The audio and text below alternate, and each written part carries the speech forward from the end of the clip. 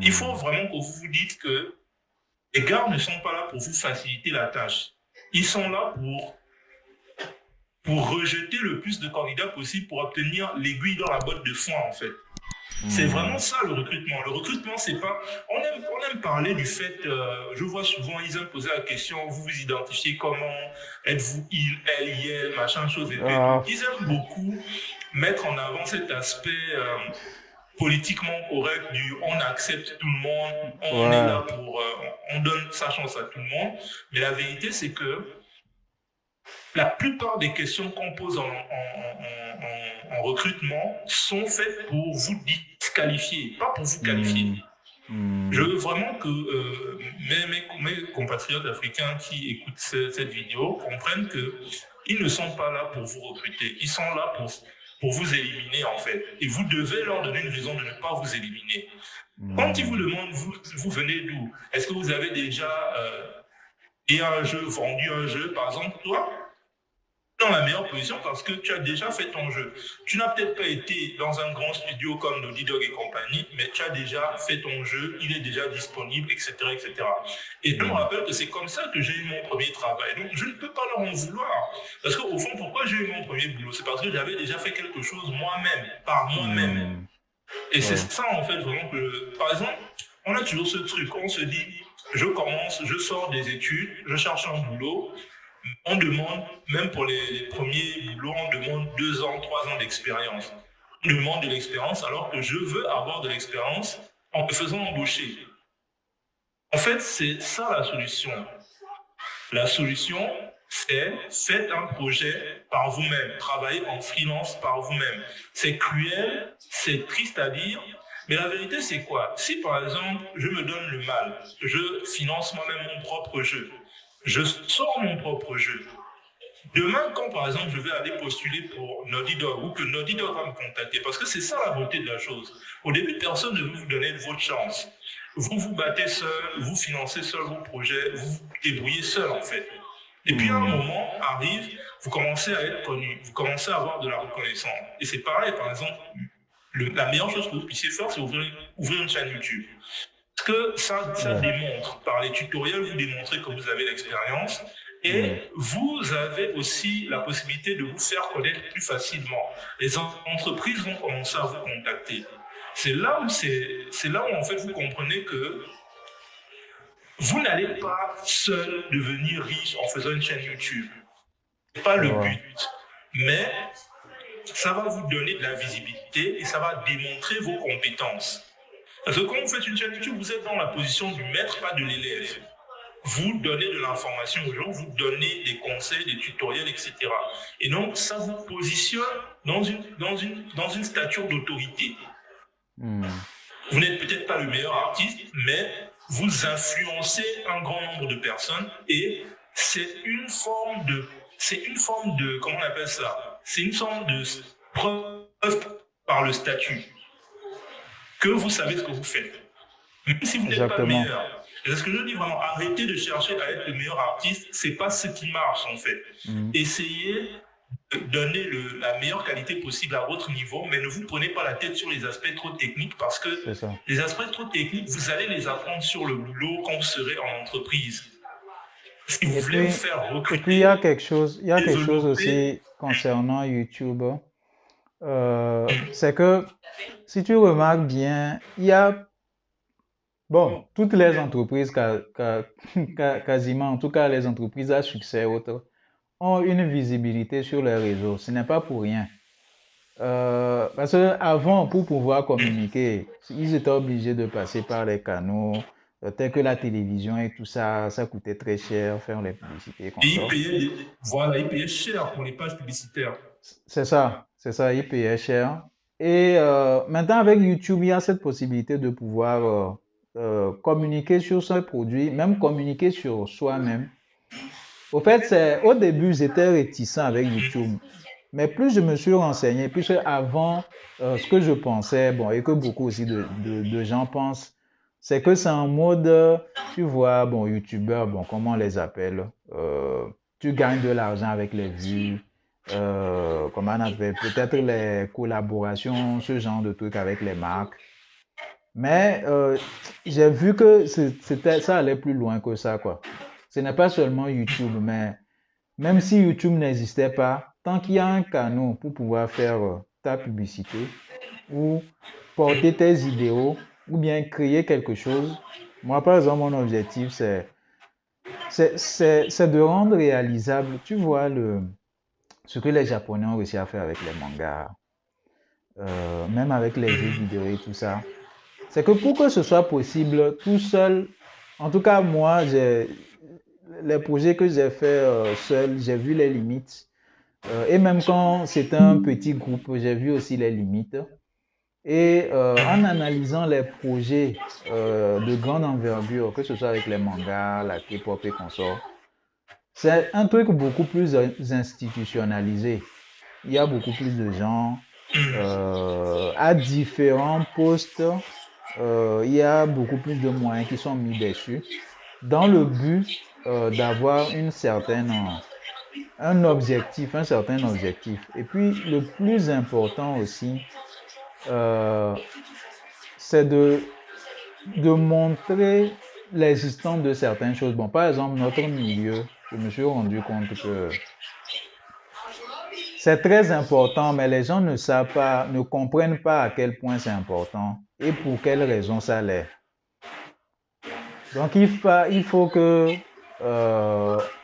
on soit beaucoup plus nombreux, quoi, sur les réseaux à parler de ça, à montrer l'importance, exactement qu'est-ce qu'on fait, c'est quoi notre boulot, euh, quelle Oui. importance ça a, où est-ce que ça peut nous amener.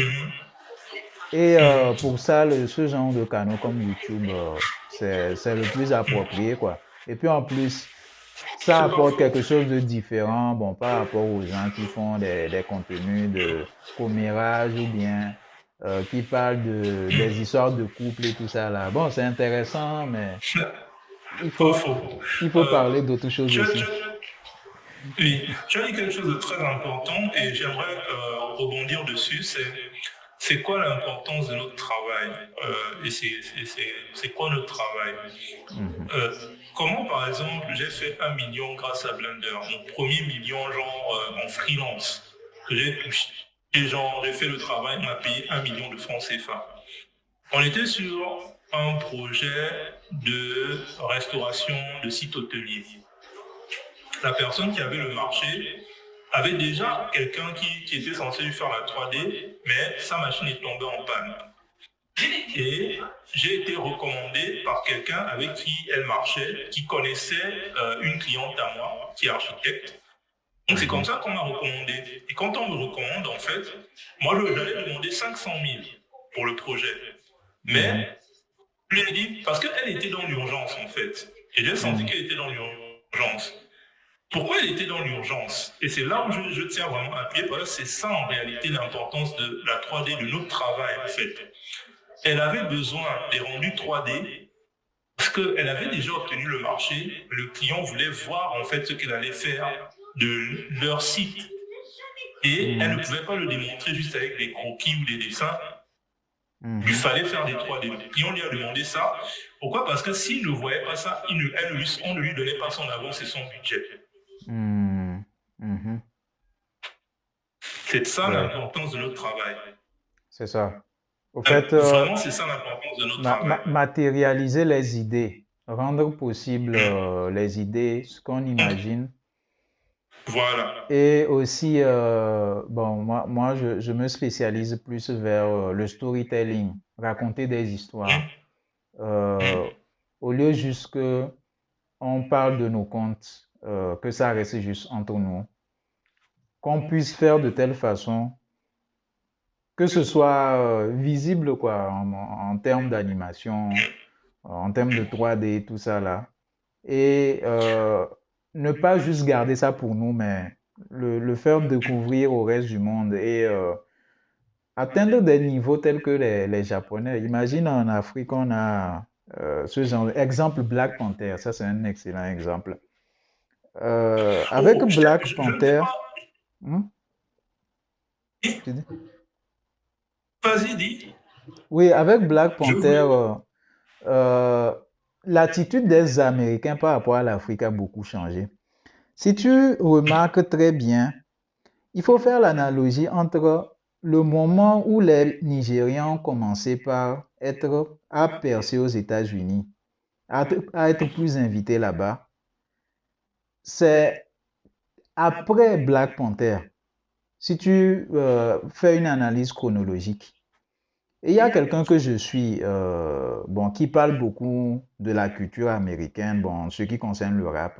Et le gars, il expliquait, bon, puisqu'il connaît des gens là-bas, bon, aux États-Unis, dans les milieux tels que, bon, la musique et tout ça, là, qui expliquait qu'il y a eu un avant Black Panther et un après.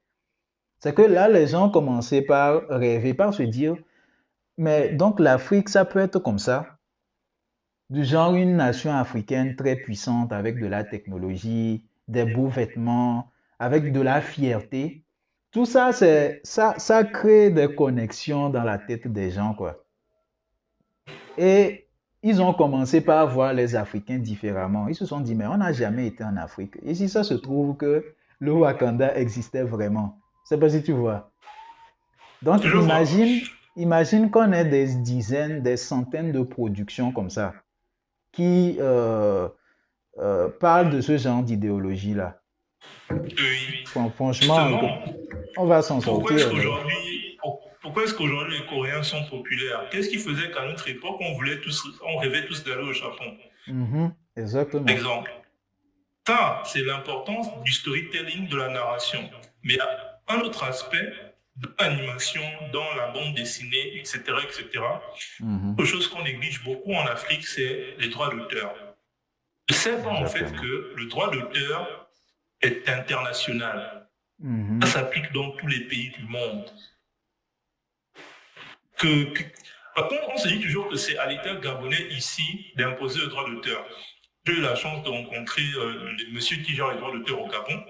mhm, Le droit d'auteur, en fait, s'applique au Gabon. Et c'est quelque mhm. chose qu'on néglige. Or, toi qui vis en France, tu connais l'importance du droit d'auteur. Ah oui. Donc, quand tu Mais même crées quand une... tu fais simplement un logo, tu perçois des droits d'auteur. Et en plus de ça, ce qui est marrant, c'est que c'est pas pour rien. Souvent, tu écoutes que ouais, telle compagnie a payé tel million pour avoir un simple logo. Tu te rends compte que non, c'est beaucoup plus à complexe cause que du droit ça. d'auteur. C'est Donc, ça. si le préfère te payer, et récemment, j'ai travaillé sur un projet similaire, j'ai travaillé pour un grand média de la place, Mhm. et ils nous ont payé une forte somme pour faire leur charte graphique et tout et tout. C'est Et ça. ils avaient justement la La charte préoccupation du graphique. droit d'auteur. Plutôt que de nous payer sur 20 ans des droits qui allaient leur coûter beaucoup plus cher, ils ont préféré nous dire, écoutez, on vous donne une grosse somme tout de suite, mais vous nous Mhm. rétrocédez les droits de façon officielle. C'est Un ça. peu. C'est ça.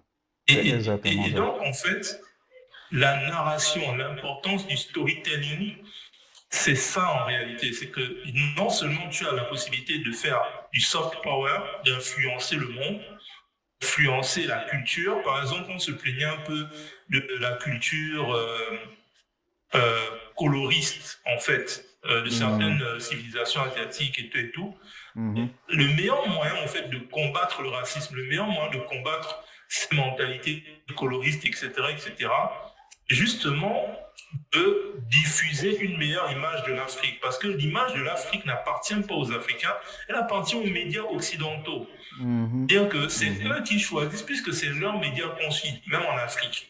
En Afrique, on écoute Exactement. RFI, on suit France 24, etc., etc. Donc, Les TV5 Monde et tout puisque ça là. TV5 Monde, etc., puisque nous-mêmes ici, on se voit à travers leur prisme, n'est pas évident. C'est pour ça que tu as des Noirs qui se comportent de façon raciste et coloriste eux-mêmes. Tu Mhm. vois un peu, quand on dit Mhm. l'ennemi du noir, c'est le noir. C'est à cause de ça, en fait. C'est parce que notre mentalité est occidentale. On est peut-être noir de peau, mais beaucoup parmi nous, moi le premier, à l'intérieur de notre tête, en fait, on est blanc. Un Exactement. peu. Exactement. Dans nos têtes, on est blanc. Et donc, parfois, réflexion, c'est-à-dire, on se dit, oh, toi, moi, je me rappellerai toujours, je revenais de province, et Mhm.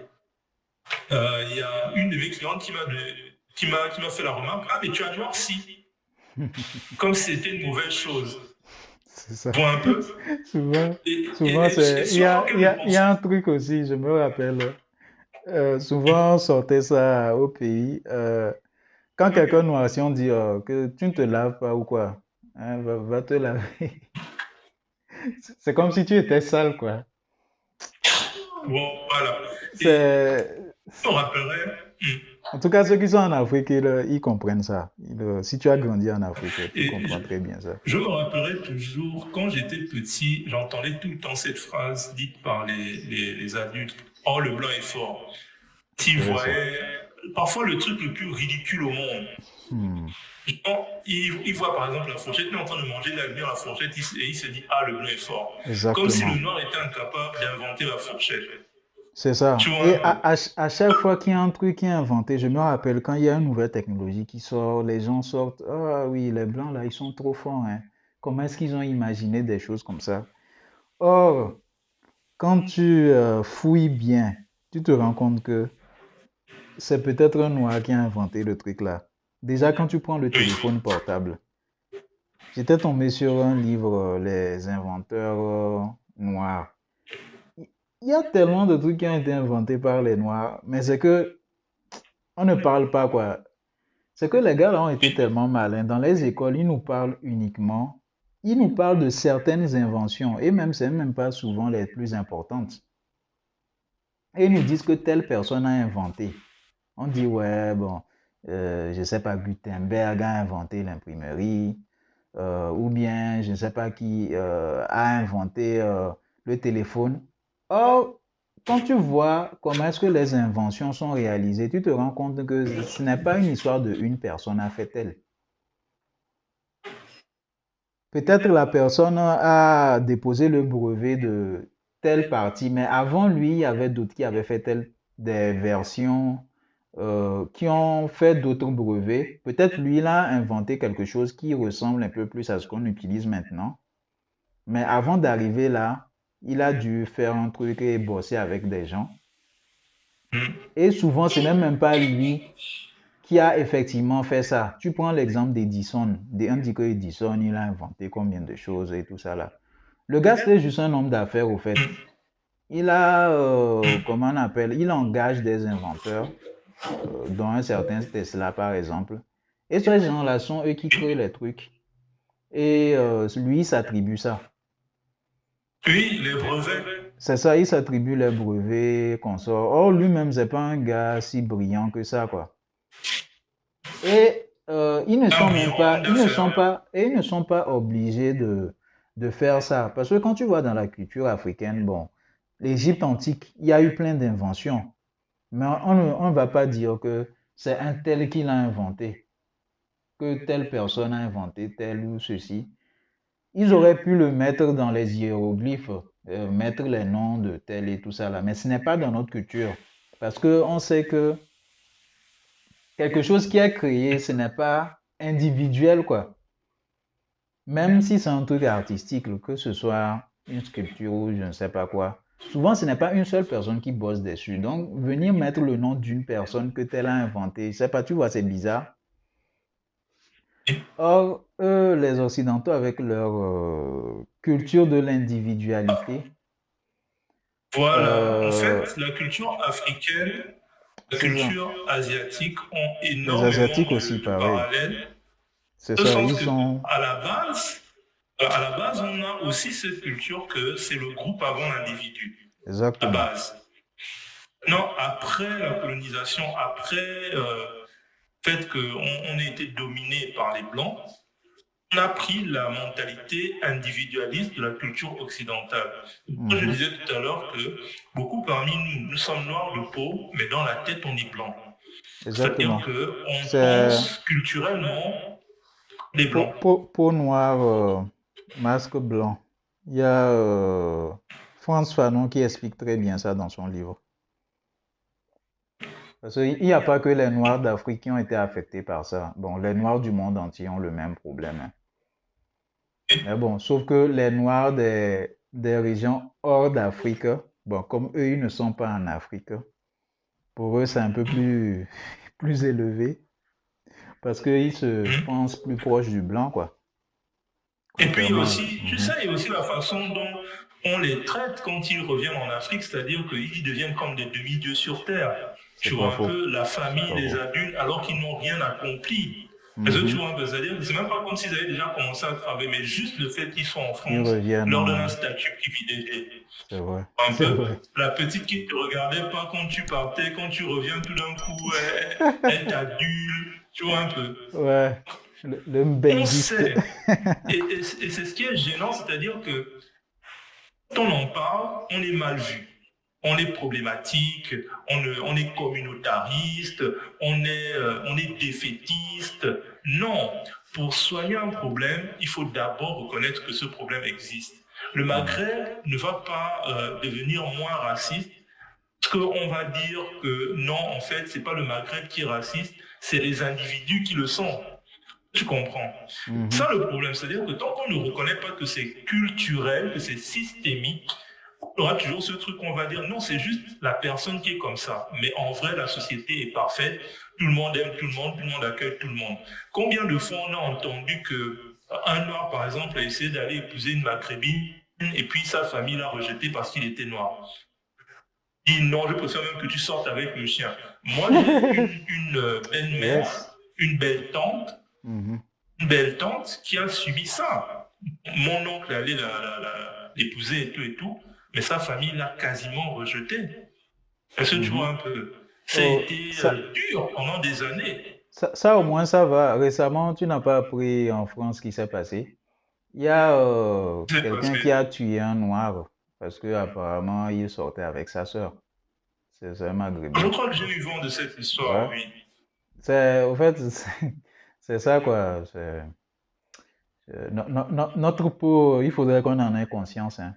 Le truc avec les noirs, c'est que pour nous, vu la façon dont on a été éduqué, tout ça là, on peut se mélanger avec n'importe qui. Disons, on peut épouser une blanche, une maghrébine et tout ça. Dans notre famille, ça ne causerait pas de problème. Bizarrement même, ça va nous mettre Effectivement. à un certain niveau. On va plus nous considérer. Et ça donne un statut. C'est ça, ça te donne un statut. Or, chez Oui, parce les autres, que en fait, on est déjà c'est le contraire. considéré. C'est parce qu'on est déjà considéré comme en bas de l'échelle. Donc tu ne peux que monter en fait. C'est Alors ça. que les autres se considèrent en haut. Et ce qui me fait souvent sourire dans cette histoire de considérer les Noirs comme des esclaves, c'est que en fait, le mot esclave vient d'où? Le mot esclave vient du mot slave. Et les premiers esclaves, en fait, c'était qui? C'est des C'est ceux blancs. qu'on considère aujourd'hui pas n'importe quel blanc. C'est ça Ceux d'Europe de l'ironie, en l'Est. fait, de l'histoire. C'est ceux de l'Europe de l'Est. Voilà. Avec Mm. les yeux bleus et les cheveux jaunes. Et Voilà, aujourd'hui, on c'est ça qui considère est que c'est la marrant. race parfaite sur Terre, les Ariens. Exactement. Un C'est peu. ça. C'est la beauté quand même cruelle, en ceci que quand tu regardes sur certaines peintures hiéroglyphiques dans les pyramides et compagnie, tu vois des femmes noires avec Il y des a, servantes à peau claire. au fait, il y a Quand je... si tu as la possibilité, bon, en tout cas, tu viens en France, va au musée du Louvre. Tu vas dans la partie Égypte antique. Au fait, il faut se voiler la face pour, comme avec Nota Bene là. Rien, tu vas au Louvre. Tout ce qu'il y a dans de l'Égypte, c'est des noirs, au fait. Et en plus de ça, bizarrement, tu vois le Sphinx. Le Sphinx avec le nez cassé là. Ça a été fait exprès, hein. Parce qu'il y a des Sphinx miniatures. Il y en a plusieurs qui se trouvent dans le musée là. Et ils ont tous le nez cassé. Tous. J'ai pris des photos et tout ça là. Peut-être même que je vais faire une vidéo sur ça et montrer, montrer ce que j'ai pris en photo. Et il y a plusieurs sculptures, des peintures et tout ça là, où les Égyptiens, il y a par exemple une peinture qui, euh, tu sais, tu comprends en tout cas que c'est plusieurs Égyptiens de différentes castes, bon, pas castes, de différents métiers, tout ça là, qui sont représentés. Et ils ont la peau noire, quoi. C'est peint de façon café, tout ça là. disait, à la fin de sa vidéo, Nota Bene arrive à la conclusion que les Égyptiens étaient bruns. Mhm. Ils n'étaient pas noirs, ils n'étaient pas blancs, ils étaient métis, entre guillemets. Mais brun, c'est quelle race en fait?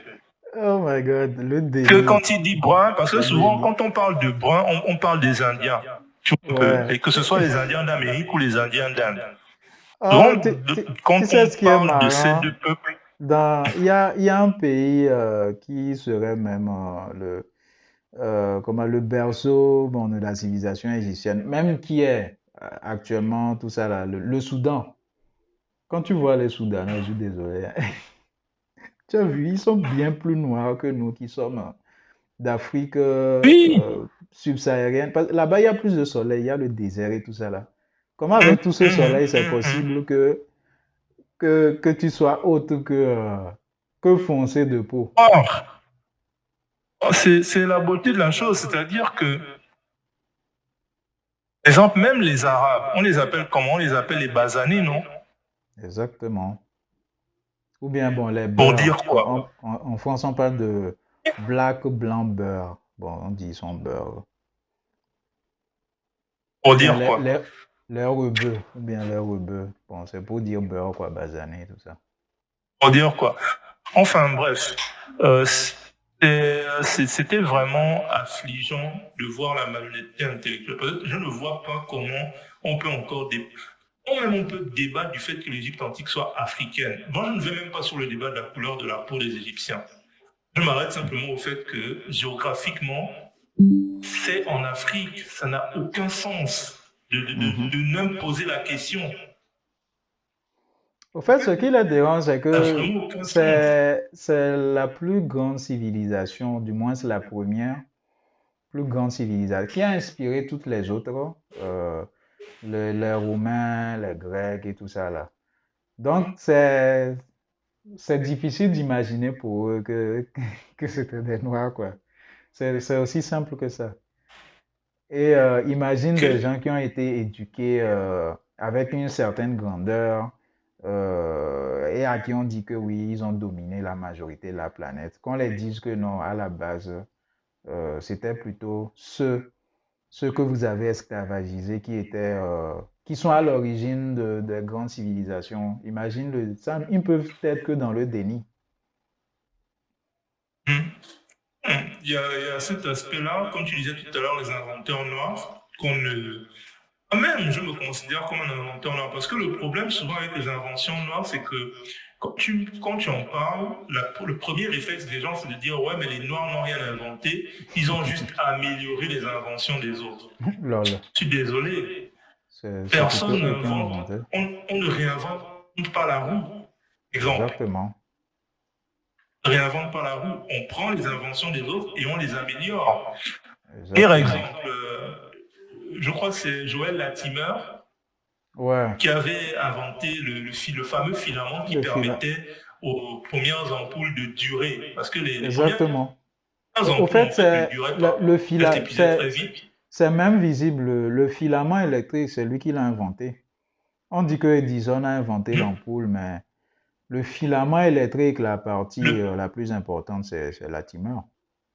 Donc, si on doit dire que quelqu'un effectivement. a inventé l'ampoule, si Latimer était blanc, c'est lui on allait mettre en avant. Mais bon, il est noir. Et c'est ce que je dis, que tu as raison quand tu parles de la conception de l'invention en civilisation africaine, où on sait que l'invention, en fait, ne découle pas d'une personne, mais d'un groupe.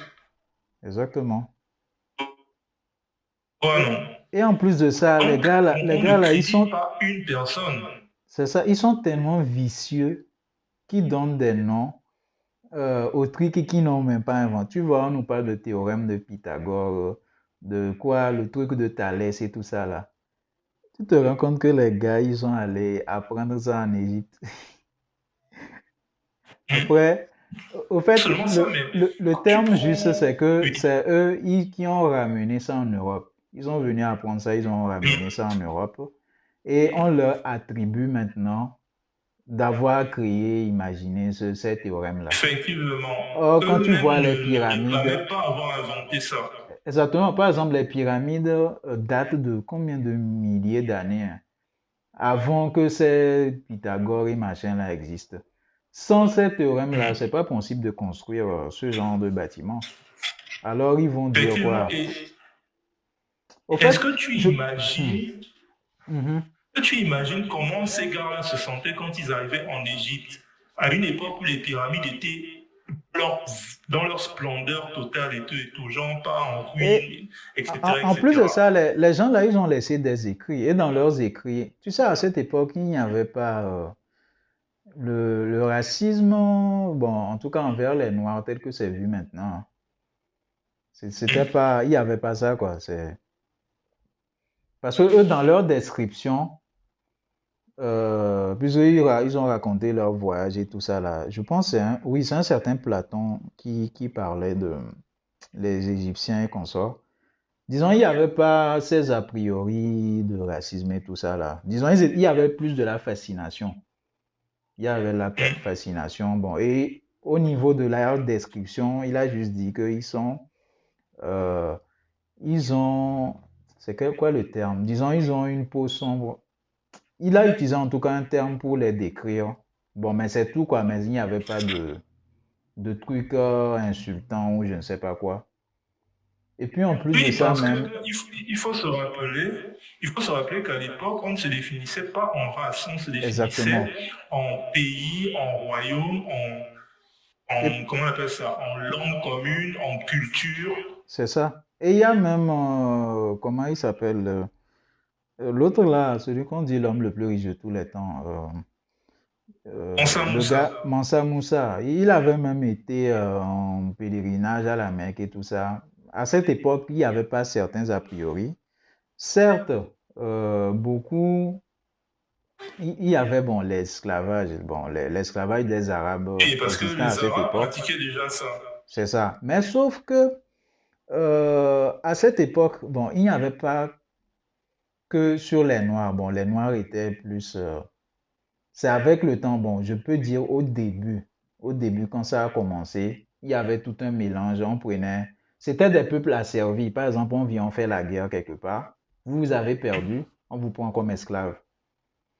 Disons, on ne faisait pas attention à la Ce couleur n'était de pas une peau. question de race, c'était une question Exactement. de... Comme je dis, pourquoi le nord de l'Afrique aujourd'hui est blanc, c'est à cause des conquêtes musulmanes, en fait, C'est à ça. cause du djihad. Et avec le temps maintenant, bon, comme la majorité qui était qu'on a servissé était noire, bah, c'est là ils ont commencé par attribuer ça à tous les noirs. Et en plus de ça, les Européens avec leur soi-disant commerce triangulaire qui est plutôt C'est- une traite. Ils sont venus voler les gens ici en disant que nous, on les a vendus. Les gars, ils sont forts, hein, qu'on a vendu Et c'est nos pour ça, semblables. par exemple, c'est comme quand tu dis j'ai une Colombienne. Non, j'ai une Colombienne, ça veut dire j'ai une ménagère. Tu ne dis pas j'ai une Colombienne pour dire c'est ma femme. Non, on sait que Colombienne égale ménagère. Tu vois un peu. C'est un Et c'est terme la que même vous chose chez les utilisez Arabes. chez Quand vous. ils disent j'ai un noir, Hmm. bon, ben, je sais que par exemple dans certains pays, à Dubaï, par exemple, quand on dit la colombienne, même en France, par exemple, Dubaï, dans une de ses chansons, on dit je suis riche, m'en Oui. bats les couilles, une colombienne fait ma vaisselle. Tu vois un peu. Hmm, Donc, ouais. c'est une expression, on sait que c'est la femme de ménage. Tu vois un peu. Et c'est ça, en fait, dans certains pays arabes, on sait que quand tu dis j'ai un noir, ça veut dire il est mon serviteur. Tu vois un peu. Hmm. Ouais, ouais, je vois. Automatique, en fait. Le mot a fini par vouloir dire ça. Mhm. C'est de là que ça vient. En fait, c'est pour ça que je dis c'est profondément ancré dans la culture. Et c'est que c'est juste quelques exceptions. Tu es tombé sur la mauvaise personne.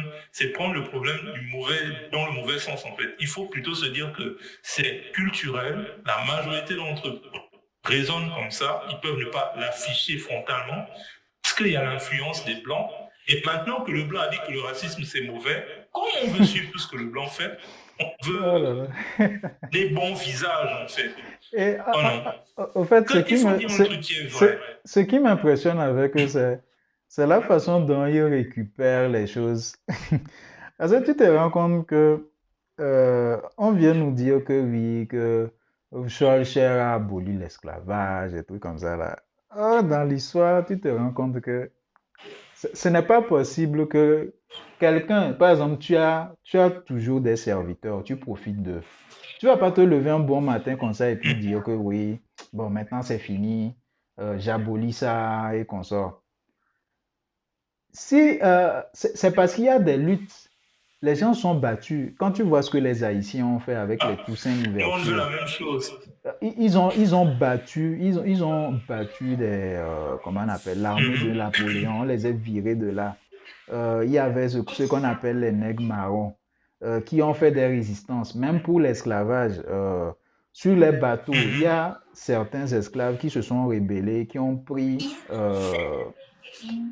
des bateaux, quoi, et il y a d'autres. Aux États-Unis, il y avait Mutinerie.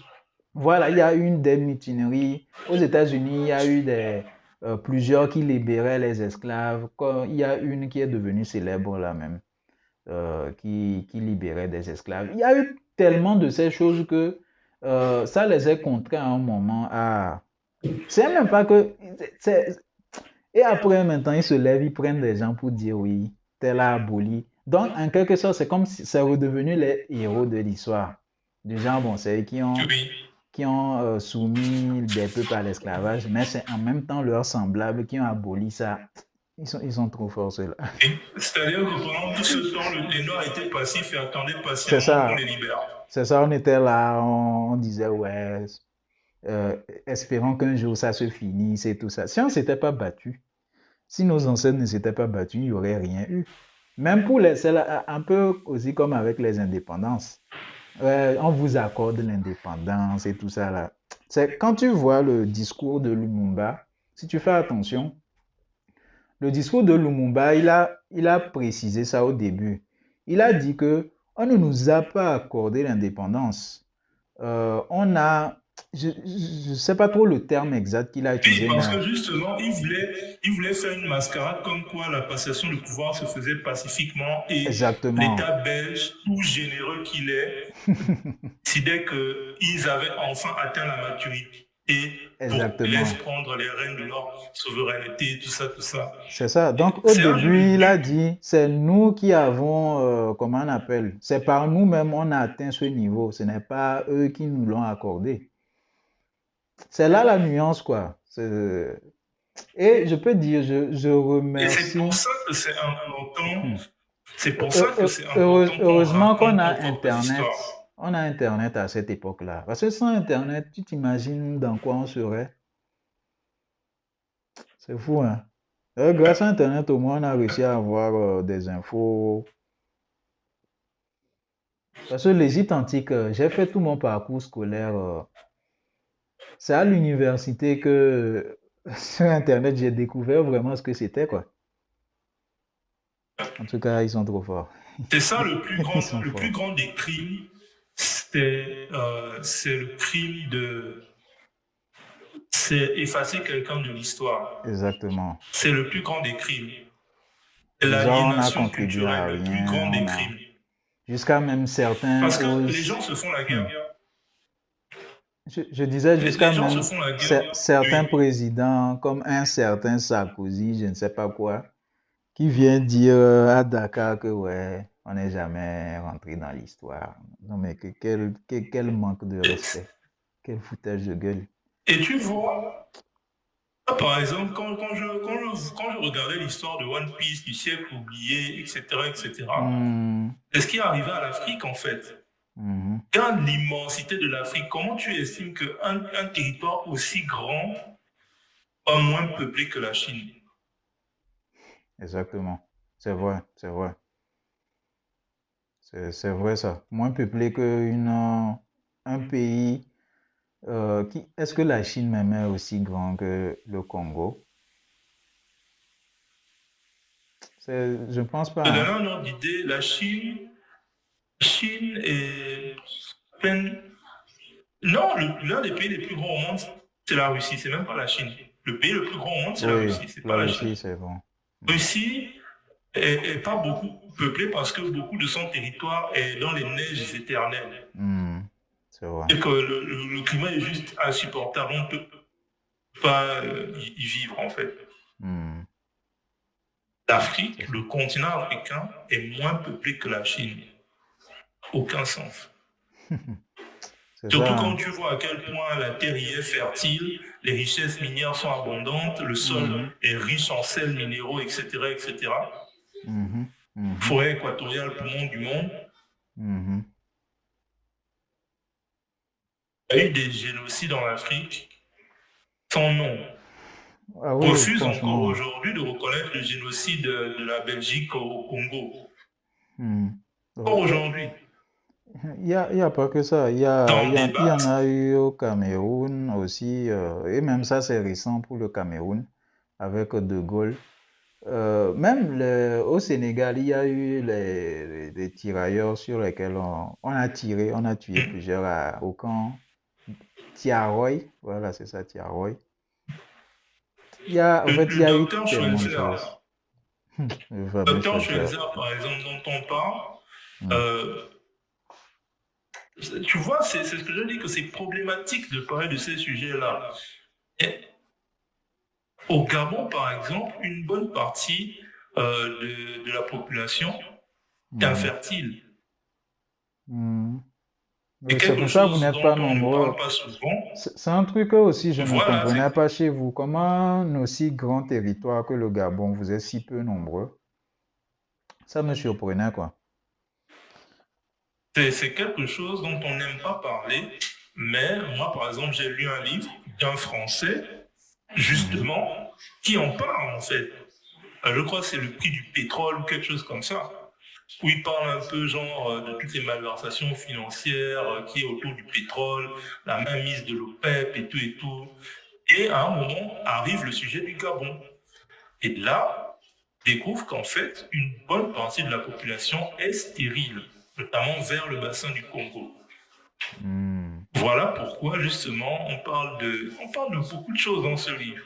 Je veux pas m'exposer plus que je ne le fais déjà, mais pour faire simple, il y a eu des choses atroces qui se sont passées en Afrique.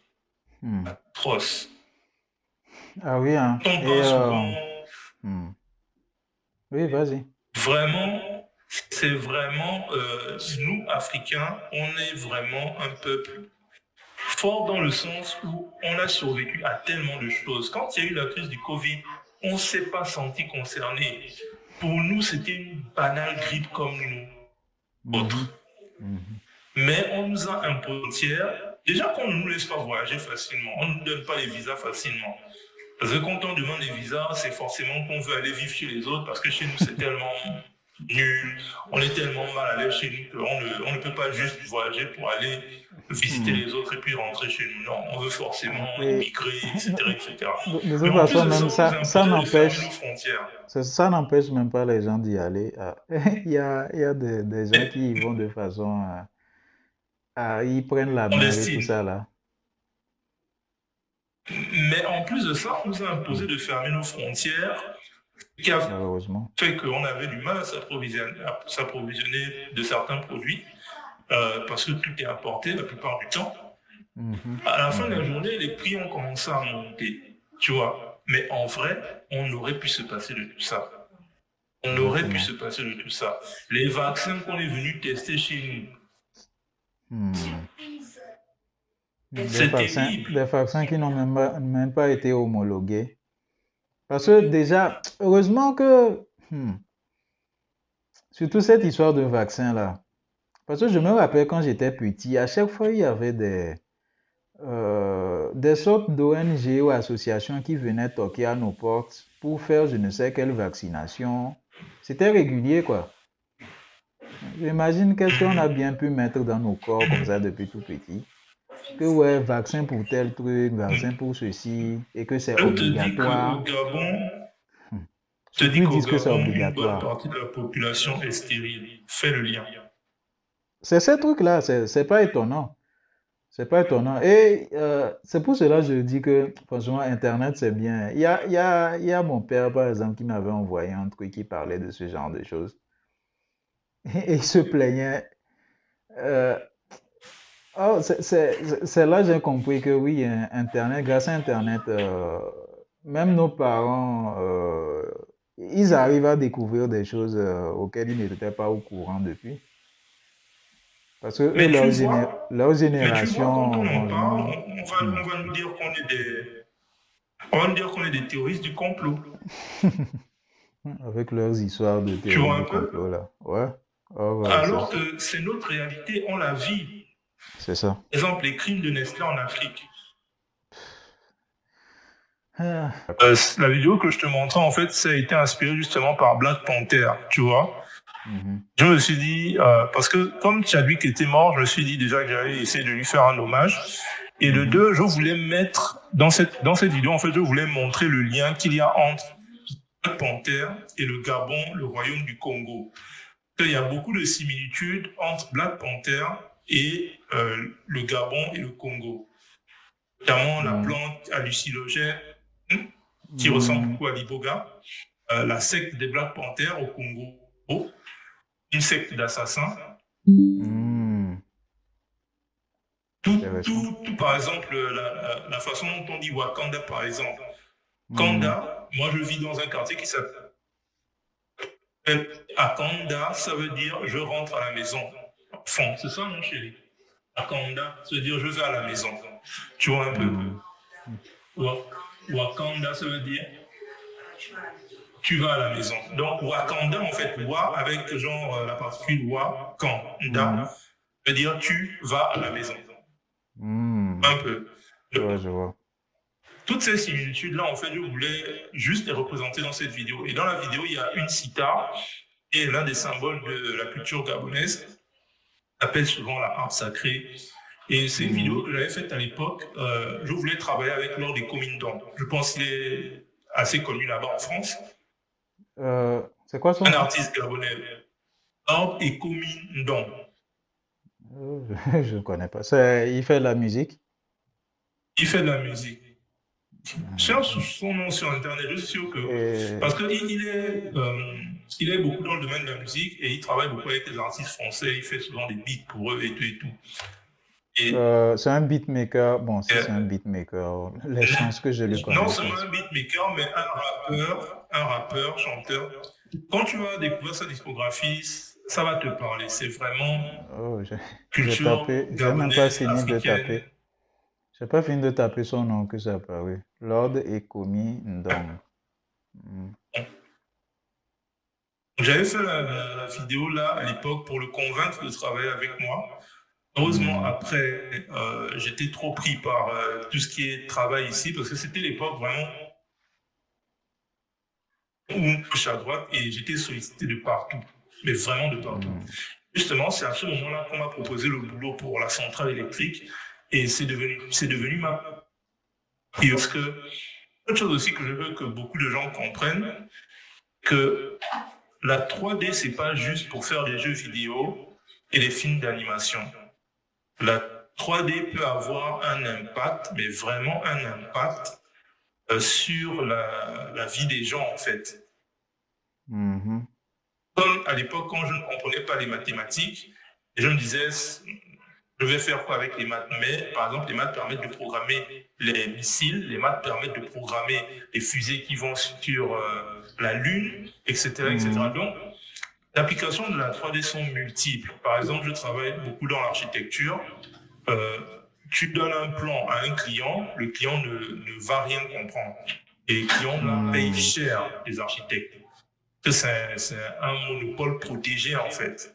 Hmm. C'est un corps de métier qui est protégé par le système en place. Tu vois, c'est comme le corps Ouais, des médecins.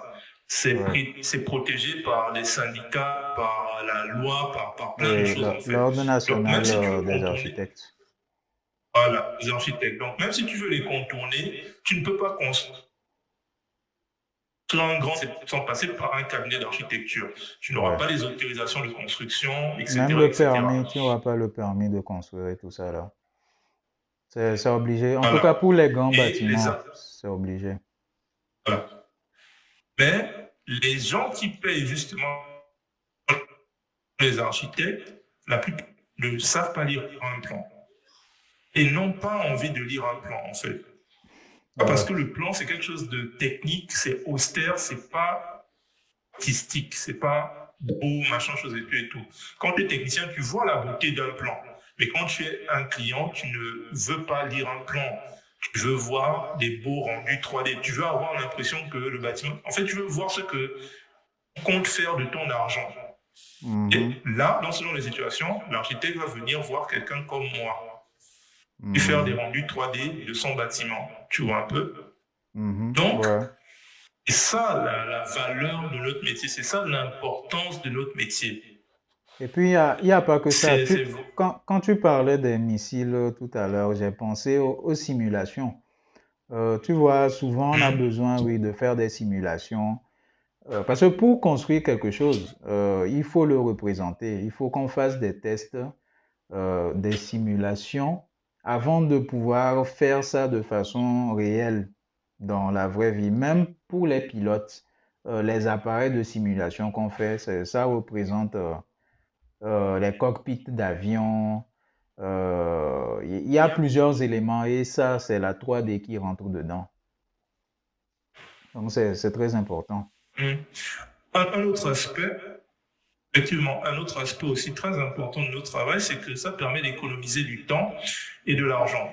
Je vais te mettre le lien dans la conversation Discord.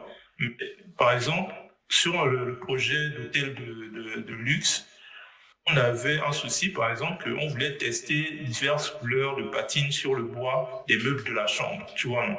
Et Mhm. donc, pour faire ça, qu'est-ce que j'ai fait? J'ai fait une 3D et j'ai fait les éclairages, tout, et j'ai présenté. Et ils ont commencé à faire des itérations. Ils ont dit, non, essaie plutôt plus sombre, plus clair, essaie avec du blanc, essaie avec, tu vois un peu. Et quand ils ont Mhm. fini par se décider, bon, ils ont compris que ça allait bien rendre.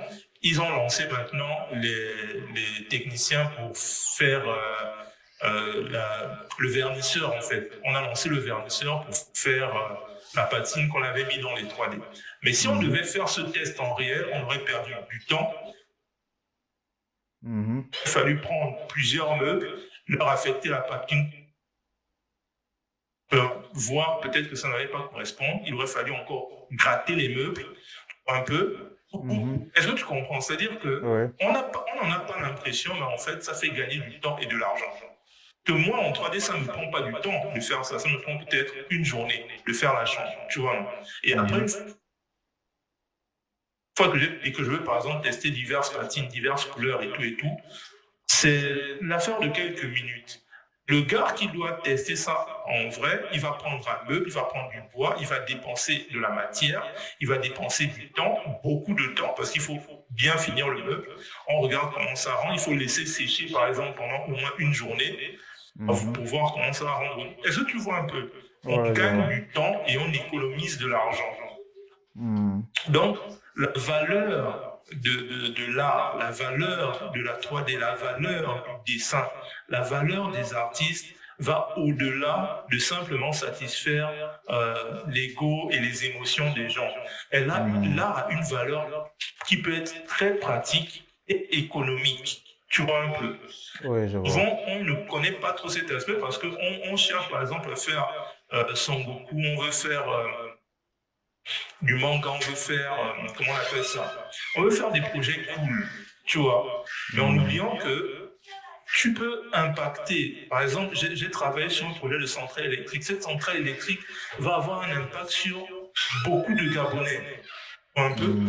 beaucoup Mhm. de gens du pays. Donc, Mhm. c'est pas comme si, en fait, ce travail allait être perdu.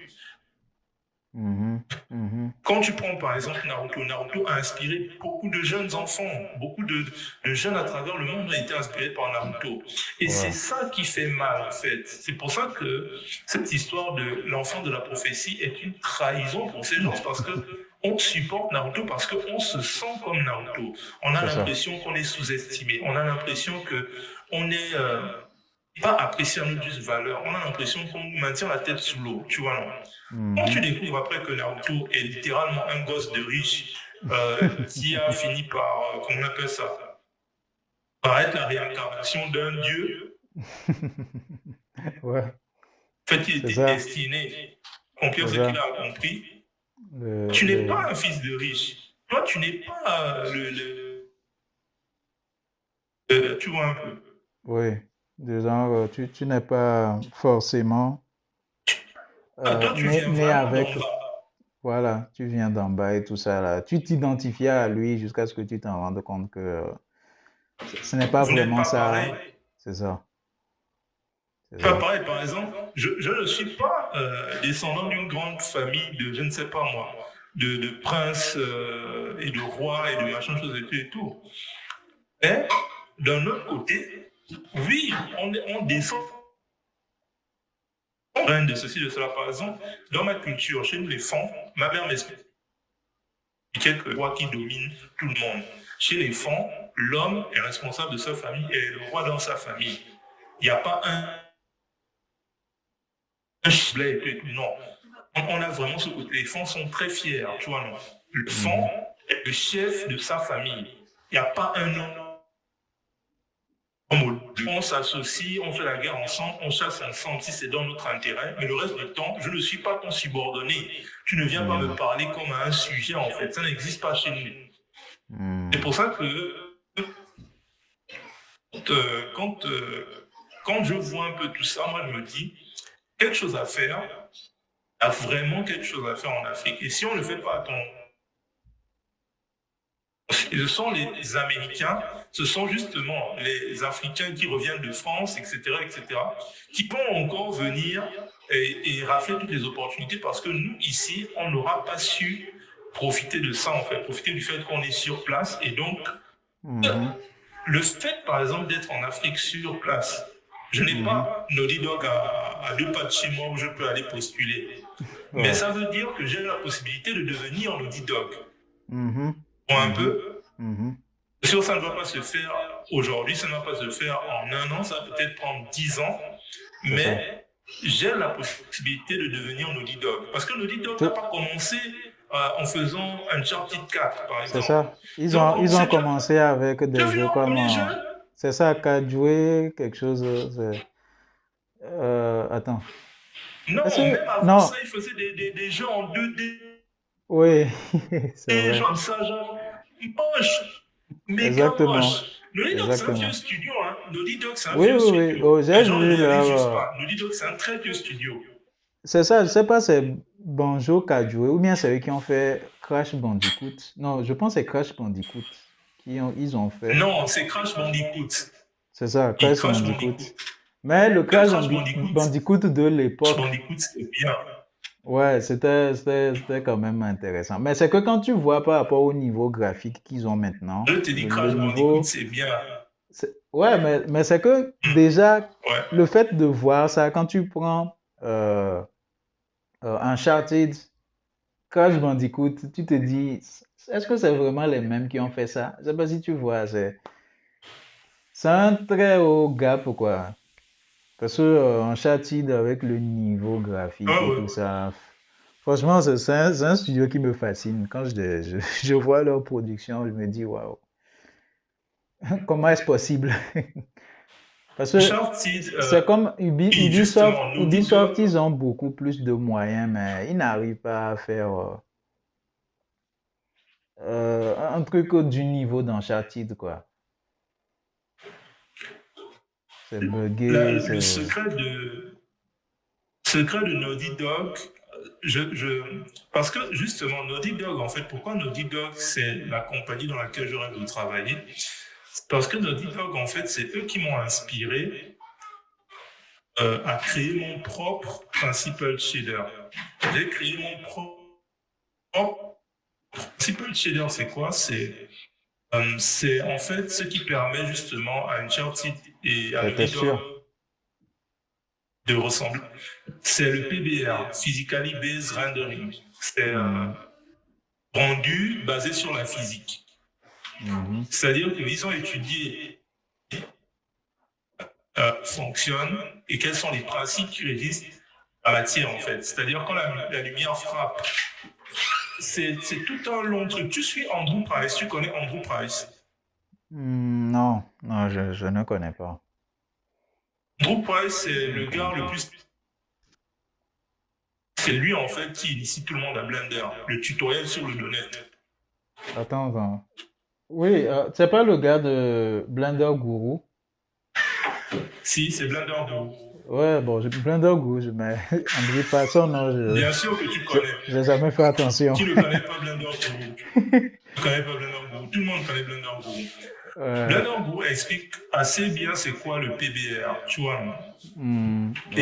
Et à Naughty Dog, ils ont embauché, à un moment, ils ont embauché, quand ils ont voulu faire Uncharted 4, ils ont embauché une femme qui s'appelle Yiming Yang, qui était Mhm, à Disney avant d'aller chez Naughty Dog, et elle est spécialiste justement en shader. Les shaders, c'est justement ce qui donne à la matière son aspect par rapport à la lumière. Par exemple, le verre est transparent, mhm, euh, le métal réfléchit, tu vois un peu, il a beaucoup de mhm, réflexion et il est un peu plus sombre et etc. etc. Donc il y a des principes qui régissent la façon en fonction de la lumière. Tu vois un mhm, peu. Donc quand mhm, la lumière traverse par exemple un verre, la lumière elle traverse la matière, rebondit à l'extérieur. C'est ce qui fait que, par exemple, si tu mets un objet derrière un verre, l'objet aura l'air déformé. Parce qu'à mhm, l'intérieur, la lumière est déformée. mhm. Tu vois un peu? Ouais. Tous ces principes avaient été réunis dans un super shader appelé le principal BSDF. BSDF, c'est une norme en fait qu'ils utilisent en 3D pour les shaders. Et Mhm, c'est Disney qui a créé ça. Disney a mhm, créé ça à l'époque quand ils ont fait les mondes de Ralph, le premier. Parce qu'ils voulaient une mhm, solution unifiée. Parce qu'à l'époque, ils avaient un problème de consistance. Quand ils faisaient un matériau le jour, ils mhm. devaient faire le même matériau, mais différent pour la nuit, parce que en fonction de la lumière, justement, le matériau, Mhm. les propriétés du matériau changeaient. Et donc, ils étaient Ok. obligés à chaque fois de faire plusieurs matériaux selon les situations pour que ce soit crédible. Donc, ils ont Mhm. décidé de faire un système qui permette que les matériaux soient constamment crédibles, quel que soit l'éclairage que tu mets dessus. Mhm. Je vois. Et comme principal shader. Maintenant, eBay à Disney a amené ces principes-là dans le pipeline de travail Uncharted, de Mhm. Uncharted 4 à Naughty Dog. À l'époque, Algorithmic Substance venait à peine de commencer à sortir. Et c'est là où ils ont Substance adopté Painter. Substance Painter, Substance Mhm. Designer pour créer les textures et tout. C'est pour ça que les textures ont l'air tellement vraies. Mhm. Avant Uncharted 4, l'un des premiers jeux qui avait utilisé et Assassin's Creed Unity, Ubisoft Mhm. justement. Oui. Et Substance Painter, c'est les Français en fait. C'est les Français qui ont créé Ouais. Substance Painter.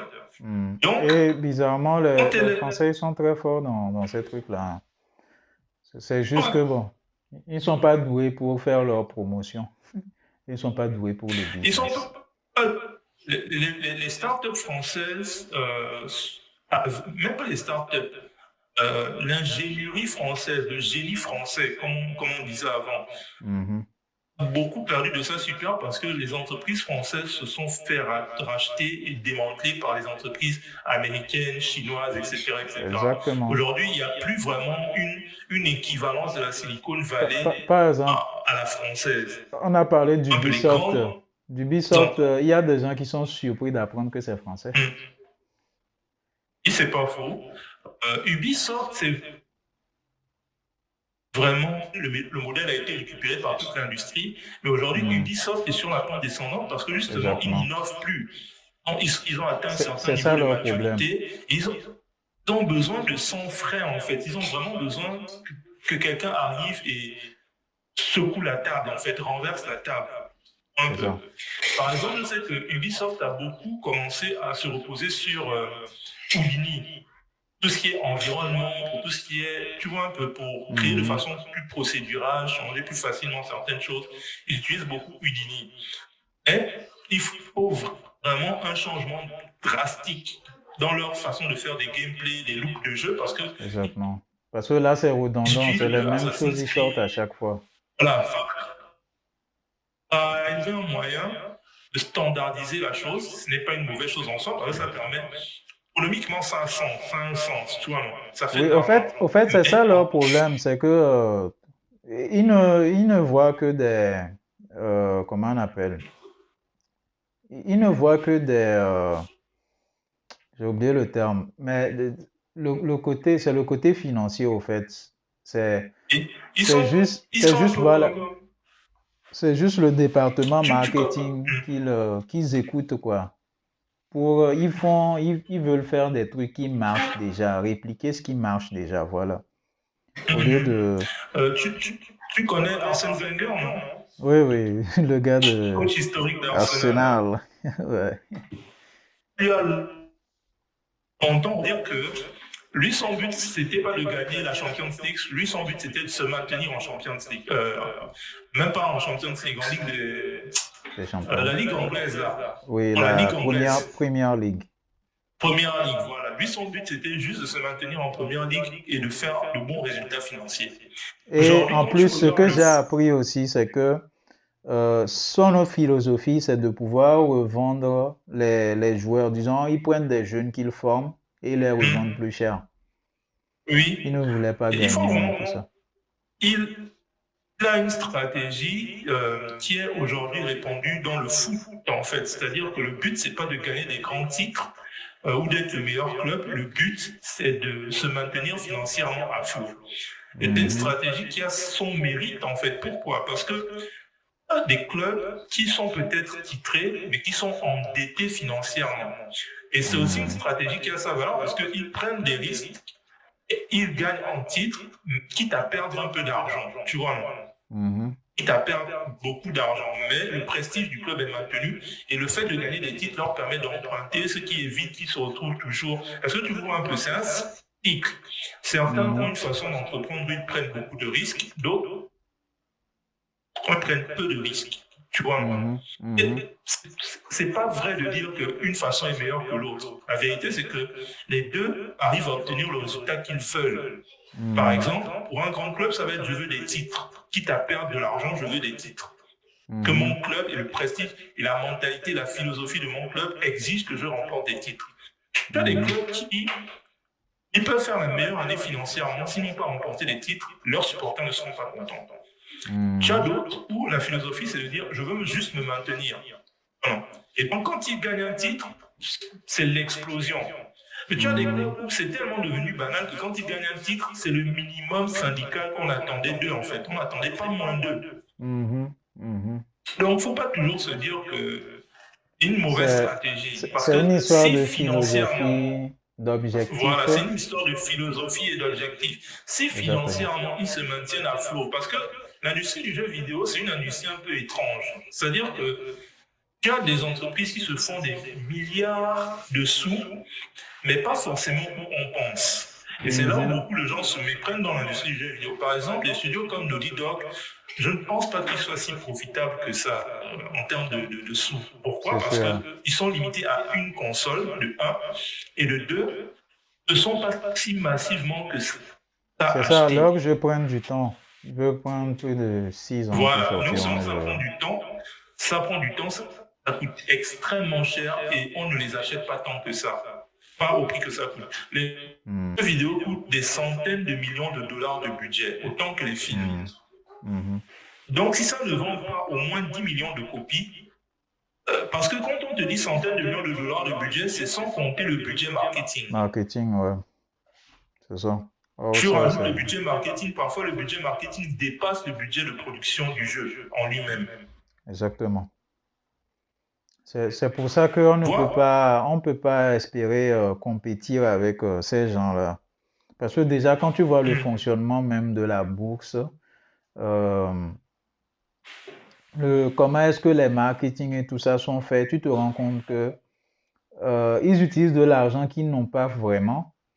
Ils ne gagnent pas directement de l'argent. Il n'y a pas directement un retour sur investissement. Et comme tu le Oui. disais, l'argent qu'ils gagnent ne vient pas forcément du jeu qu'ils vendent, mais peut-être des produits dérivés. Ça, c'est quelque chose que j'ai appris avec la licence Star Wars, où George Lucas expliquait qu'il a été Effectivement. surpris. Tu dis?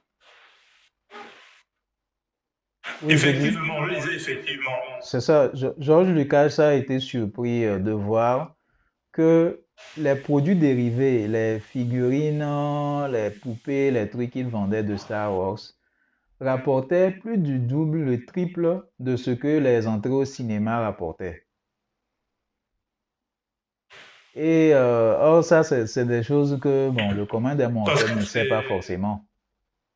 Non. Tu dis? Le truc des figurines, c'est que... Le truc des figurines, c'est que... Un, tu vends les figurines, tu ne les fabriques pas toi-même. Tu n'as pas le coût de production. C'est les autres qui fabriquent pour toi. Tu Mhm, perçois des droits. Des droits mhm. d'auteur, non? Tu perçois C'est des ça. droits pour chaque vente parce que tu possèdes la licence. Tu vois un peu. Mhm, Et mhm. j'espère que quand il a vendu la licence Star Wars à Disney et compagnie, il n'a pas vendu les droits d'exploitation. Non, j'ai vu, il a été malin. Il continue à percevoir de l'argent. Et en Il plus est de malin, ça, effectivement. en plus de ça, une autre façon avec laquelle il a été malin, c'est que euh, pour créer des films, pas seulement Star Wars, mais d'autres films d'une certaine envergure, il y a certains logiciels et certains trucs. Il a par exemple un autre studio qu'on appelle Est-ce que c'est Oui, c'est ça, Illumination. IML, Voilà, Industrial Light and Magic, voilà, c'est ça, ILM. ILM, c'est LM. ça. Et ça lui appartient, tous les profits qu'ils font et tout ça, ça lui revient. En tout cas, il a été malin. Les Américains, c'est ça qui me plaît avec eux. Quand tu les vois vendre des choses où ils réfléchissent en Rentre pas tout dans cas. le désordre. C'est ça, c'est ça. En tout cas, il Rentre pas dans le continue pas à désordre. percevoir les droits d'exploitation. Il n'a pas tout donné à Disney. Et, et donc, c'est ça, en fait. C'est-à-dire que Naughty Dog n'est pas si profitable que ça. Mais Naughty Dog, en fait, c'est comme une grosse pancarte publicitaire qui fait vendre les consoles de jeux. Mhm, Un peu. exactement. Le Naughty Exactement. Dog est affilié à Sony. Et Sony vend la PlayStation. Donc, le fait de dire que tu ne peux avoir Uncharted que sur PlayStation fait que automatiquement, tu achètes une PlayStation. Mhm, Et ça a été mhm. la stratégie gagnante, en fait, de Sony. C'est comme Microsoft, ces deux dernières générations de consoles. Et là, en fait, dans le jeu vidéo, tu sais qui gagne le plus d'argent? Jeux mobiles. C'est ça. Les jeux mobiles, c'est plus de... Quand j'ai vu, je pense que c'était 70 ou 80%. Et en plus, ce qui est marrant, c'est que c'est les Chinois qui gagnent le plus d'argent. Les Le Tencent et pire, tout c'est ça, là, que, ils sont rentrés dans les voilà, capitales de... et le pire, c'est que quand tu regardes, par exemple, euh, qui sont les plus grands constructeurs de consoles au monde, en ce moment, en fait, ni Sony, ni PlayStation, ni même Nintendo, c'est Apple. Le roi du jeu vidéo en ce moment, c'est Apple, quand on parle en termes de console. Hmm. En fait, de vis de jeu, tu vois. Ouais, ouais, parce que ouais, Donc, c'est les applications, tout ça, là, jeux mobiles. dire qu'on ne peut pas combattre, en fait, c'est se tromper parce que on n'a pas besoin de faire une Uncharted. Je veux faire une Uncharted, tu vois, non? Exactement. Je ne veux pas faire une Uncharted parce que je pense que ça va bien se vendre, parce que, tu vois, C'est c'est le un fameux défi débat. personnel.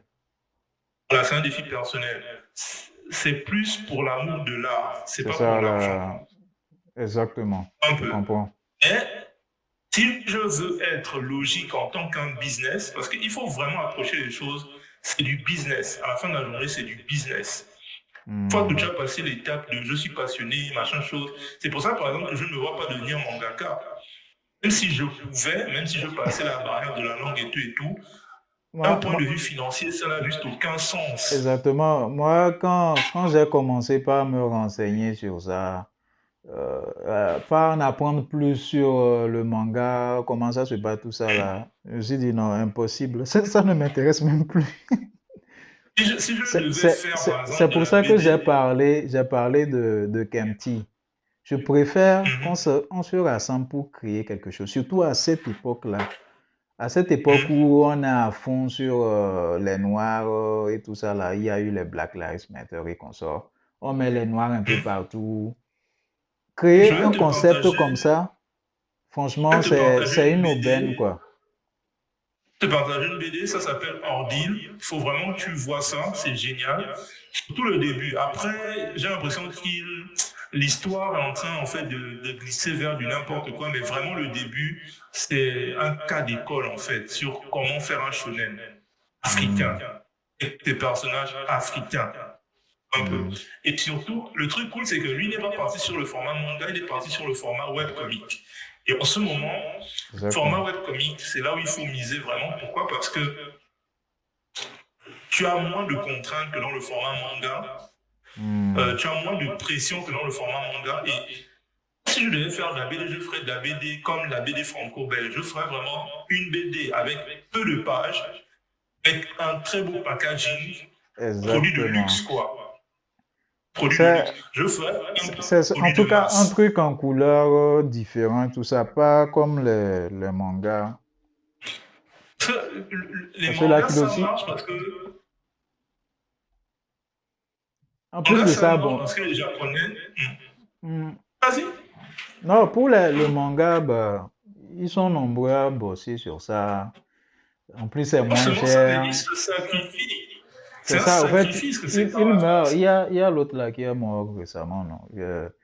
Le gars de euh, Berserk, voilà. C'est quoi son nom même? C'est Murata, non? C'est Kurumada. Non, Masami Kurumada, Kurumada. je pense. Voilà. Le gars mort comme ça. En plus, il n'avait pas de famille, il n'avait rien. Franchement, c'est triste, hein? Ah, courage à eux. Et c'est ça. Courage. C'est-à-dire que, ok, tu veux quel prix? Es-tu vraiment prêt à payer le prix? Tu vois, moi Mhm. j'ai juste dit non. Moi, à l'époque, ce qui m'avait ouvert les yeux, c'était Bakuman. Quand j'ai lu Bakuman, Ah ouais, Bakuman. de juste du duo au bata, Hmm. j'ai laissé tomber. J'ai dit, je ne deviendrai jamais mangaka. Hors de question. Parce que déjà, Hors les de Japonais question. souffrent comme ça. Donc, toi, en tant que noir, bah, courage, hein. Faudra aller apprendre Et la langue. par contre, j'apprécie beaucoup, par exemple, ce que fait Tony Valente avec son manga Radiant. Radiante. Pour moi, Radiant, j'ai l'impression qu'il a réussi, il a fait quelque chose de solide. Après, j'ai un peu peur qu'il nous fasse aussi le coup de l'élu de la prophétie. Quoi? Parce qu'on dirait qu'on se dirige vers ça. Mais Bah, franchement, avec Radiant, ils finissent façon dont tous, il a donné. ils finissent tous comme ça. C'est pour ça, moi, j'aime bien les œuvres telles que Jojo. Non, mais Jojo, franchement, tu connais, non? Et toi aussi. Parce que je peux ne pas connaître Les Jojo. Jojo Pose, ou bien le gars d'Hunter x Hunter. Euh, Ces œuvres-là, franchement, c'est. Surtout Jojo. En plus, Jojo, ça se finit. Bon, chaque génération, ça commence, ça Il y a finit un avec arc, une génération. il y a C'est un arc, ça. il y a une fin. Et à chaque fois, il Et c'est arrive bien à se construit. réinventer. Il a de l'imagination, des trucs vraiment. Ouais. En tout cas, je suis impressionné. Faut pas, faut vraiment pas, comment on appelle ça, idéaliser. Il faut pas en négligeant le business. C'est ça. Ça aussi, c'est un conseil que je donnerais. Faut comprendre qu'à la fin de la journée, si tu veux en faire ton métier, parce que notre but à tous, c'est de prouver à nos parents qu'ils avaient tort, que oui, on peut en vivre. Faut Hmm. dire ce qui est. Donc, si tu veux vraiment en vivre, il faut penser ça comme un business. Il faut se rendre compte qu'en fait, tu es arrivé à un stade où tu n'as plus peur comment on appelle ça, de travailler sur ton manga parce que tu sais que ton frigo est plein, ton loyer est payé pour un an, etc., etc. Hmm.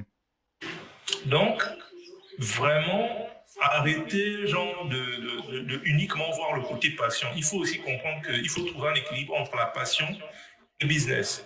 Par exemple, il y a des boulots, j'ai pas envie de les faire, mais je les fais quand même. Pourquoi? Parce que ça me permet de payer mon loyer. Bon, mon loyer, j'en ai pas, mais ça me permet de remplir le frigo, Remplir le ça me permet frigo, de payer pour mon s'occuper de la matériel, famille, tout ça. etc., etc. M'occuper de ma famille, tout ça, tout ça. Surtout que Donc, les femmes, elles demandent un minimum. Un non, minimum de temps en argent. je vais avouer quelque chose. Côté famille, moi, je suis vieux jeu. Chez moi, si je peux, t'as pas besoin de travailler. Oui, bon, Moi, je suis vieux c'est jeu. ça l'idéal. De deux côtés, La vérité, c'est qu'on reproche aux gens comme moi, par exemple, qui sont vieux jeux et tout, on reproche on est chauviniste, on ne veut pas laisser la femme s'exprimer. C'est faux, c'est très faux. Quand je regarde, par exemple, ma famille, du côté de mon père comme du côté de ma mère, ce sont les femmes qui parlent le plus. Mhm. Mon père a pour coutume de dire, quand l'homme parle, il parle une fois. Mhm. C'est la femme qui elle parle, mais quand l'homme parle, il parle une fois, il ne revient plus. Tu vois un peu. Donc, c'est Mhm. pas pour dire qu'on n'écoute pas les femmes, on ne respecte pas les femmes, etc., etc. Au contraire, dans nos sociétés, toi-même, tu sais l'importance de la place de la femme dans la société africaine. Ce n'est Mhm. pas comme on veut souvent faire croire qu'elle est soumise ou quoi. Non. Mon père avait pour coutume de m'apprendre que le pouvoir de la femme, c'est quoi? C'est que quand on est devant, elle laisse son homme parler, elle laisse son homme devant. Mais quand ils sont à la maison, la vérité, c'est que c'est elle souvent qui prend toutes les décisions. Oui. Et même quand tu fouilles bien, Mais on ne peut pas, dans beaucoup de voilà, quand tu décisions fouilles bien, des hommes d'État et tout ça, là, c'est leur famille derrière. Souvent. voilà. Mais parce que justement, on veut sauver la face et tout et tout, quand on est devant, mais sinon, c'est un travail d'équipe en fait. C'est ça. La C'est pas ma complémentarité. femme et voilà, c'est pas ma femme est à mes pieds et puis je l'écrase et puis je la domine. Non, c'est que on a ce truc où je sais par exemple que quand il s'agit de gérer le foyer, s'en charge. Je peux aider de temps en temps, et parfois même quand j'aide, c'est elle qui me chasse. Mais quand il s'agit de, comment on appelle ça, de ramener la sécurité financière, je m'en charge. C'est aussi simple que ça. Ce n'est pas une Mhm. question de mépris, de manque de respect, de ceci, de cela. Non, les hommes les plus romantiques. Je ne suis pas un barbare ou quoi, parce que, par exemple, je me bats pour m'occuper financièrement de la famille, en fait. Je ne sais pas Mhm. ce que ça implique. Souvent, les gens, c'est quand même incroyable. Imagine-toi, par exemple, qu'on inverse les rôles. Je suis un homme, je n'ai pas besoin de travailler, je reste à la maison, je m'occupe des enfants et compagnie. Qui ne Mhm. voudrait pas de cette vie, honnêtement? Sachant Ouais. que madame ramène tout ce qu'il faut financièrement. Ouais. Pas de cette vie, en fait. Ouais, ça Donc, surtout si. Mhm. je comprends quand la vie coûte tellement cher que mon salaire seul ou mes revenus financiers seuls ne peuvent pas suffire. Mais si je Mhm. peux suffire financièrement à gérer toute la famille, je ne vois pas pourquoi en fait. C'est ça. En tout cas, bon. Je ne vois pas pourquoi une femme se plaindrait en fait. C'est-à-dire que si elle a des... Au contraire, c'est même encore mieux. Si elle a ses projets personnels par exemple, elle peut s'adonner à ses projets personnels sans avoir à supporter, par exemple, d'aller tous les matins à un boulot qu'elle déteste. Son Mhm. patron peut-être va essayer de l'abuser pour lui donner une promotion au canapé, ce genre de choses. On ne se rend pas compte qu'en fait, c'est avantageux pour la femme, cette situation. Ce n'est pas une oppression. C'est ça, c'est ça. Mais bon, tu sais, il y a des gens qui ont des a priori et tout ça. Donc moi, la seule solution que j'ai, bon, et c'est la seule solution même qui soit possible, c'est tu te mets avec la personne avec laquelle vous avez la même philosophie, quoi. Tout simplement. Parce que si tu veux te mettre avec bon, les féministes 2.0, bon, parce que c'est pas tout. Parce qu'il y a les féministes qui se Je suis battent vraiment pour des véritables problèmes, des choses vraiment qui affectent les femmes. Ça, il n'y a pas de problème. Mais il y a d'autres qui abusent, qui vont au-delà jusqu'à même parler de trucs qui n'ont pas de sens. En tout cas, si tu ne veux pas moi, être je dis dérangé, souvent, c'est mieux de ne pas se mettre avec ce genre de moi, je dis femmes-là. souvent, en amour, on ne force pas. C'est intéressant ce genre de conversation-là, Je, parce qu'on a... vraiment.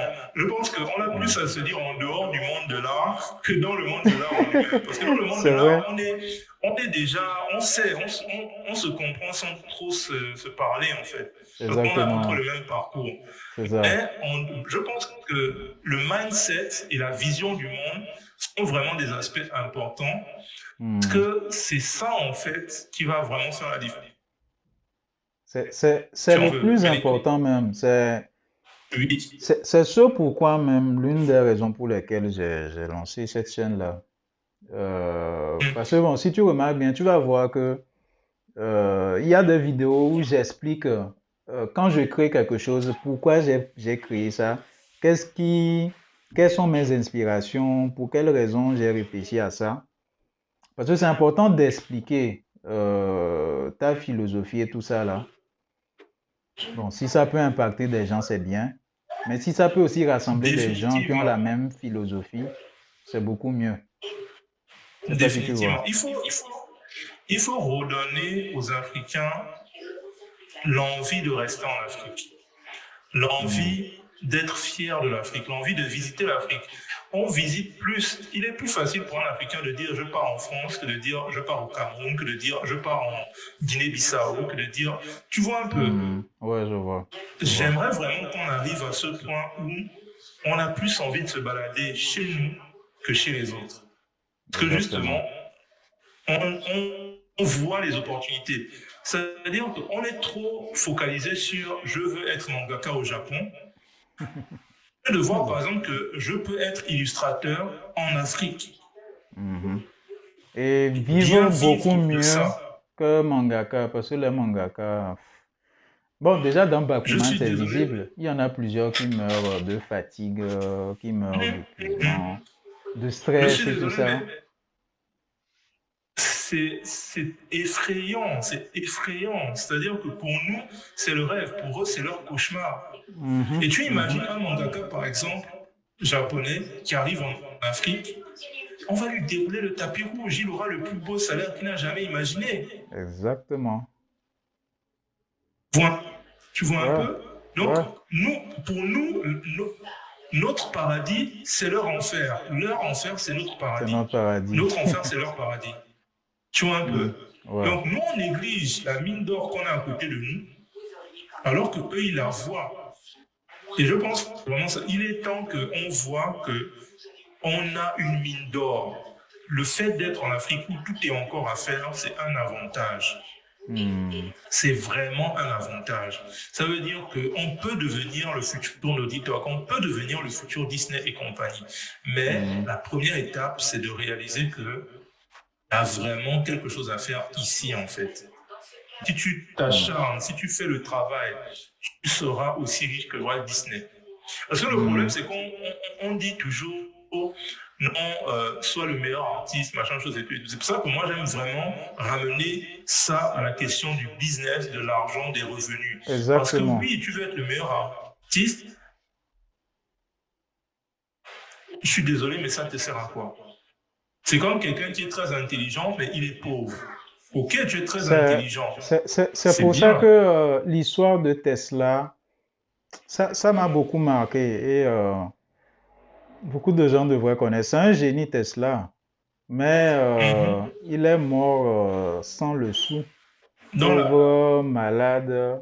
pour, Il est même mort. Je pense que son corps avait commencé par pourrir quand on l'a découvert. Or, Mhm. il a inventé l'électricité, tout ça. C'est qu'on utilise le Courant système là. alternatif, Voilà, il n'y a pas que ça, il y a d'autres inventions aussi, bon, qui sont le moins solaire, le connues. Wi-Fi, C'est ça. Or, inventé avant beaucoup, en fait, il avait déjà pensé à ça. c'est Et ça. c'est ce que je dis que, Certes, son nom est resté, mais son et vécu, même dire il que a son tout nom est fait. resté, dire que son nom est resté, c'est pas vraiment.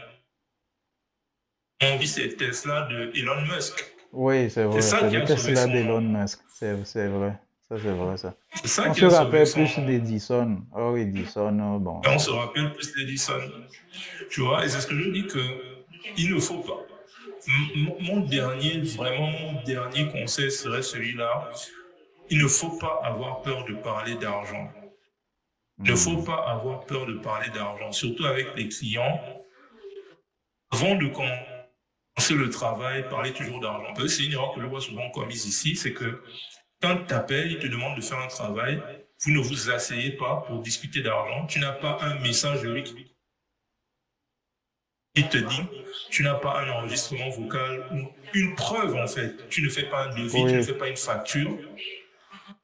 c'est ça. C'est, Et c'est, après, tu te c'est- plains que la personne fuit, ne veut plus te payer. Non, tu ne t'es c'est- pas couvert. c'est Donc, ça. D'ailleurs, ne même, pensez pas que les il y a autres... une technique Oui. ici où tu peux rencontrer quelqu'un, vous allez discuter d'un contrat. Après, quand tu vas rentrer chez toi, tu Hum. appelles la personne pour lui dire, quand on a discuté de ça, on s'est bien entendu sur ceci, cela, ainsi de... Et tu enregistres, histoire d'avoir une preuve, quoi.